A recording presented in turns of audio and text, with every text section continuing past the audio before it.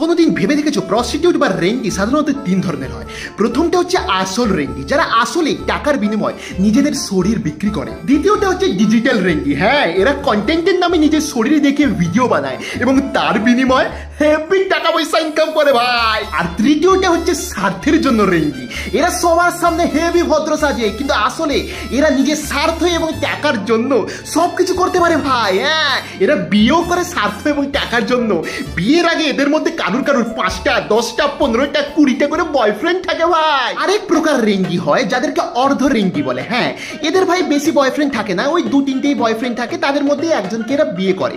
কিন্তু এদের মধ্যে একটা ছুকছুকানি বাই থাকে সব সময়, মানে এরা ছেলে দেখলে পাগল হয়ে যায়। যেখানে বেশি ছেলে সেখানে এরা থাকতে বেশি পছন্দ করে।